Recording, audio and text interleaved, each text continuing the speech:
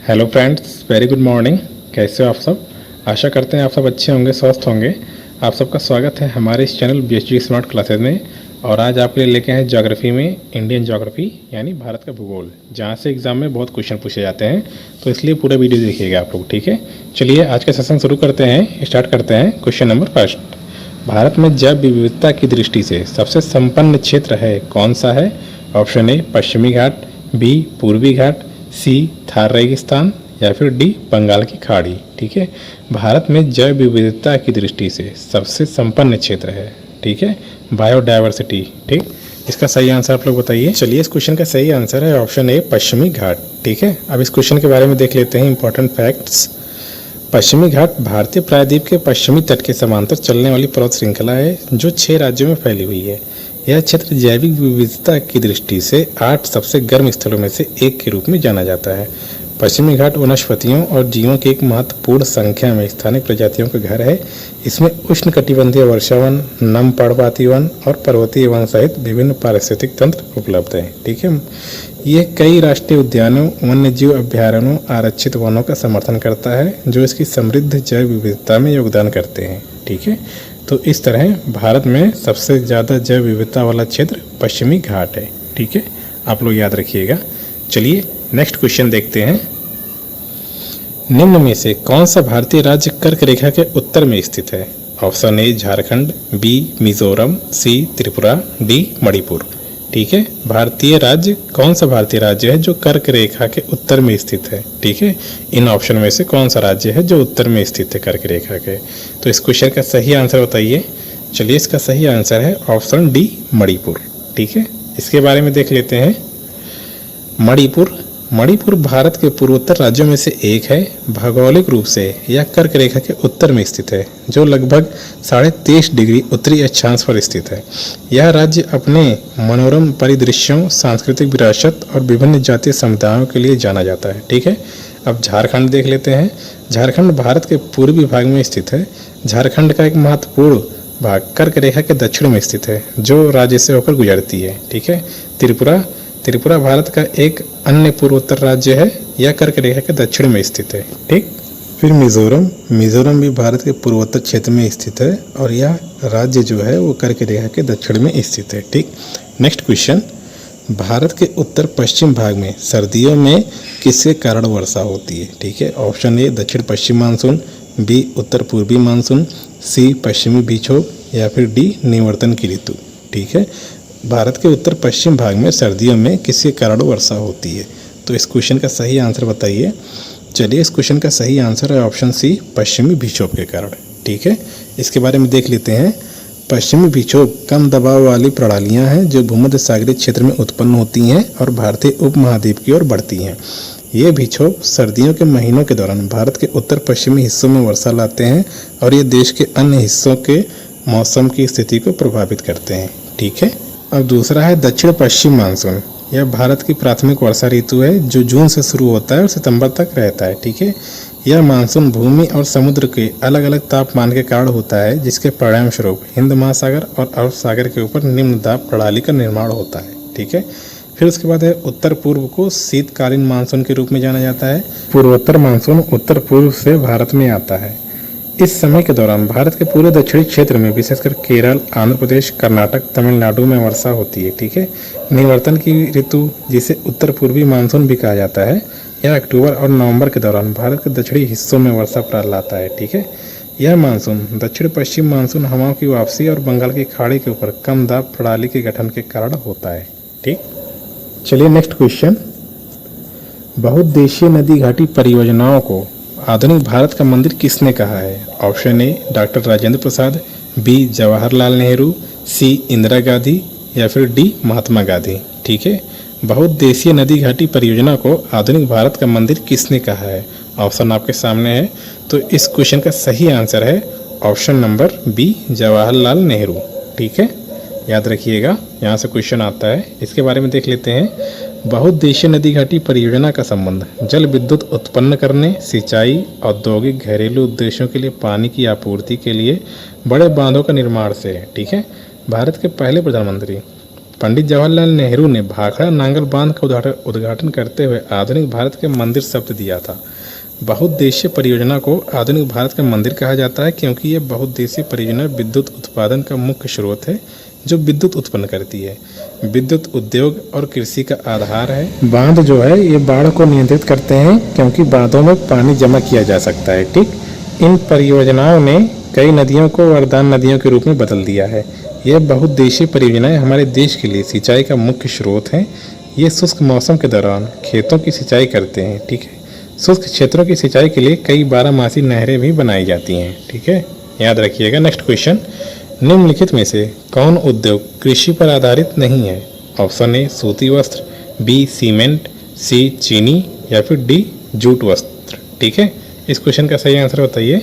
कौन सा उद्योग कृषि पर आधारित नहीं है?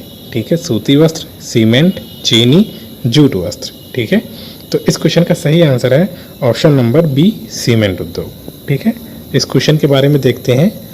सीमेंट उद्योग सतत विकास के लिए आवश्यक प्रमुख उद्योगों में से एक है। इसे विकास की रीढ़ माना जा सकता है। सीमेंट उद्योग खनिज अयस्कों पर आधारित है और यह कृषि आधारित कंपनी नहीं है। ठीक है, सीमेंट का निर्माण कैल्शियम, सिलिकॉन, एल्युमिनियम, लोहा, अन्य सामग्रियों के रासायनिक संयोजन से किया जाता है। सीमेंट के निर्माण में उपयोग की जाने वाली सामान्य सामग्रियों में चूना पत्थर, फिर उसके बाद सीपियों, फिर उसके बाद चाक और फिर उसके बाद मार्ल शामिल है। ठीक है, जो शैल, मिट्टी, स्लेट, ब्लास्ट फर्नेस और स्लैग, ठीक है, सिलिका रेत, लौह अयस्क के साथ संयुक्त है। ठीक है, फिर उसके बाद सूती कपड़ा, यह जो है इसका कच्चा माल जो है वो कपास है और ये कृषि पर आधारित है। ठीक है, फिर उसके बाद चीनी है। चीनी उद्योग के लिए याद रखिएगा इसका कच्चा माल मुख्य रूप से गन्ना ही है। ठीक है, चुकंदर से भी चीनी बनाई जाती है, आप लोग याद रखिएगा।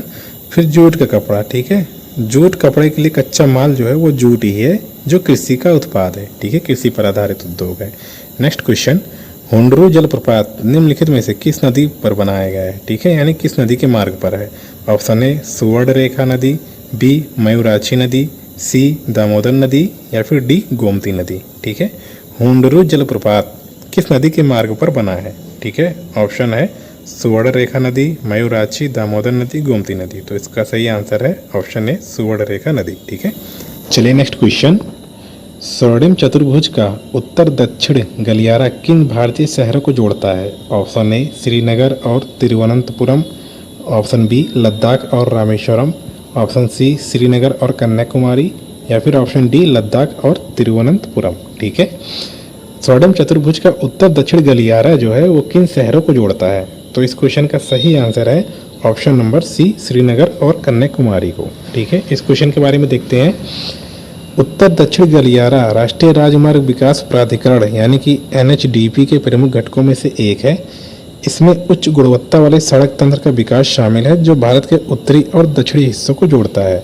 गलियारा आमतौर पर उत्तर में श्रीनगर से शुरू होता है और दक्षिण में कन्याकुमारी तक फैला होता है। ठीक है, फैला है। उत्तर दक्षिण गलियारा का प्राथमिक उद्देश्य संयोजकता को बढ़ाना, यात्रा के समय को कम करना और विभिन्न क्षेत्रों के बीच वस्तुओं और लोगों की सुचारू आवाजाही को सुविधाजनक बनाना। ठीक है, यह इसका उद्देश्य है। ठीक है, फिर उसके बाद देख लिया जाए पूर्वी पश्चिम गलियारा। ये NHDP चरण 2 का एक हिस्सा है। इसमें भारत के पूर्वी और पश्चिमी क्षेत्र को जोड़ने वाले उच्च गुणवत्ता वाले सड़क तंत्र का विकास शामिल है। यह गलियारा आमतौर पर पश्चिमी तट पर गुजरात के पोरबंदर और पूर्वी सीमा पर असम के सिलचर तक फैला हुआ है। स्वर्णिम चतुर्भुज भारत में एक महत्वपूर्ण राजमार्ग तंत्र है और राष्ट्रीय राजमार्ग विकास प्राधिकरण यानी NHDP के प्रमुख घटकों में से एक है।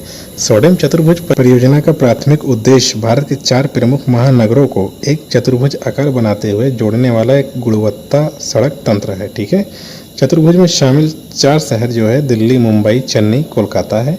4 शहरों को जोड़ने वाले मुख्य मार्गों को शामिल करते हुए पहला चरण 2001 में शुरू किया गया था। ठीक है, यहाँ से आप लोग मेन मुख्य बिंदु याद रखिएगा, यहाँ से क्वेश्चन पूछा जाता है। ठीक है, चलिए नेक्स्ट क्वेश्चन, कर्क रेखा भारत के 8 राज्यों से गुजरती है। निम्नलिखित में से उसमें से कौन सा एक नहीं है?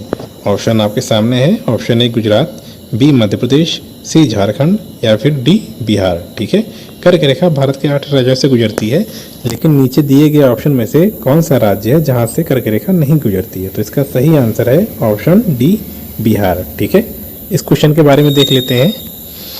कर्क रेखा एक काल्पनिक रेखा है जो 23.5 डिग्री उत्तरी अक्षांश भारत के मध्य से होकर गुजरता है लगभग, ठीक है, याद रखिएगा। और इसमें जो है 17 देश हैं जहाँ से कर्क रेखा गुजरती है अगर विश्व की बात किया जाए, जिसमें से उत्तरी अमेरिका, बहामास, मैक्सिको, अफ्रीका, मिस्र, लीबिया, नाइजर, अल्जीरिया, माली, पश्चिमी सहारा, मार्टिटानिया, एशिया, ताइवान, चीन, म्यांमार, बांग्लादेश, भारत, ओमान, संयुक्त अरब अमीरात और सऊदी अरब, ठीक है। जल निकाय में हिंद महासागर, अटलांटिक महासागर, प्रशांत महासागर, ताइवान, जल मरुमध्य, लाल सागर, मैक्सिको की खाड़ी से होकर गुजरता है, ठीक है। कर्क रेखा भारत के 8 राज्यों से गुजरता है। इसमें देख लीजिए गुजरात, राजस्थान, मध्य प्रदेश, छत्तीसगढ़, झारखंड, पश्चिम बंगाल, त्रिपुरा, मिजोरम। सीक्वेंस वाइज याद रखिएगा, ये जो है पश्चिम से है, जैसे पश्चिम में है पहला गुजरात, फिर राजस्थान, और पूर्व से याद रखिएगा पहला है मिजोरम, त्रिपुरा, क्योंकि इस तरीके का क्वेश्चन बनाया जाता है। इस तरीके का क्वेश्चन एग्जाम में कई बार बनाया गया है, तो याद रखिएगा। कर्क रेखा को 2 बार माही नदी काटती है।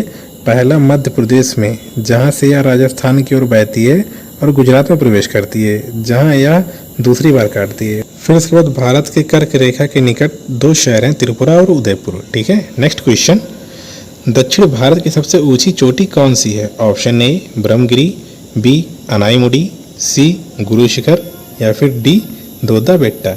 दक्षिण भारत की सबसे ऊंची चोटी कौन सी है? तो इस क्वेश्चन का सही आंसर है ऑप्शन नंबर बी अनाईमुडी, ठीक है। चलिए इस क्वेश्चन के बारे में कुछ इंपॉर्टेंट फैक्ट देख लेते हैं। अनाईमुडी दक्षिण भारत की सबसे ऊंची चोटी है और इसकी औसत ऊंचाई 2695 मीटर है। यह हिमालय के दक्षिण में भारत का सबसे ऊंचा स्थल है। इस प्रकार इसे दक्षिण भारत का एवरेस्ट के रूप में जाना जाता है, ठीक है। फिर उसके बाद दोदा बेट्टा नीलगिरी पहाड़ियों में 2637 मीटर की ऊंचाई वाला सबसे ऊंचा पर्वत है। फिर गुरु शिखर जो कि 1722 मीटर की ऊंचाई के साथ अरावली पहाड़ी की सबसे ऊंची चोटी है, ठीक है। अरावली की सबसे ऊंची चोटी गुरु शिखर है।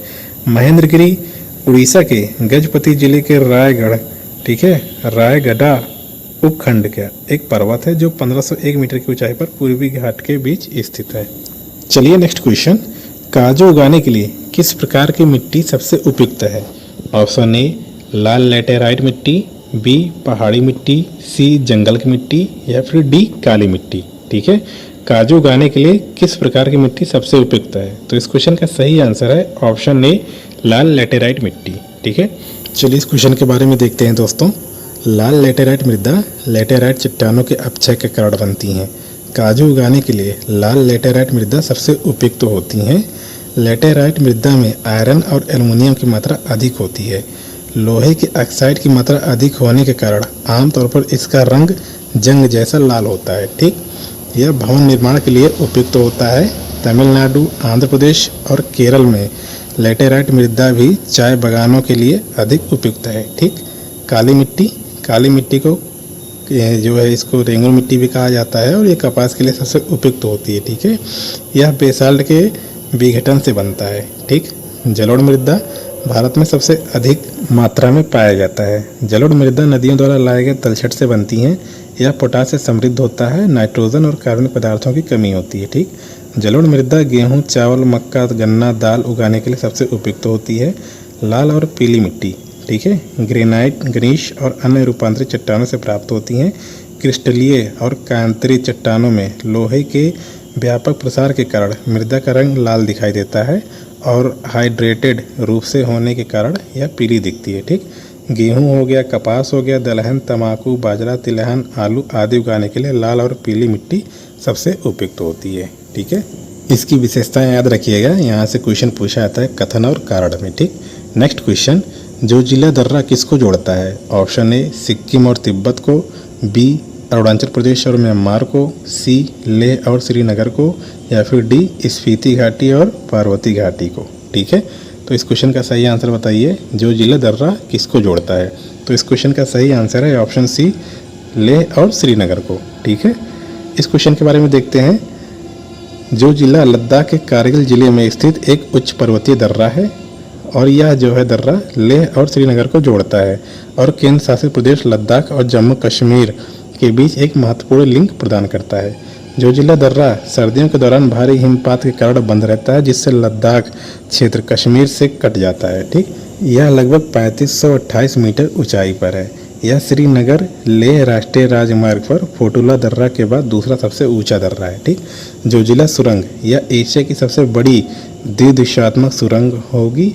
यह श्रीनगर, द्रास, कारगिल, लेह को प्रसिद्ध जोजिला दर्रा के माध्यम से एक सुरंग के माध्यम से जोड़ेगा। ठीक है, यह हर मौसम में चलने वाली सुरंग होगी और 14.15 किलोमीटर लंबी होगी और सर्दियों में भी सड़क संपर्क सुनिश्चित करेगी। ठीक है, यह NH1 के 434 किलोमीटर लंबे श्रीनगर कारगिल लेह खंड पर यात्रा को हिमस्खलन से मुक्त कर देगा और सुरक्षा बढ़ाएगा और यात्रा के समय को 3 घंटे से कम करके सिर्फ 15 मिनट कर देगा।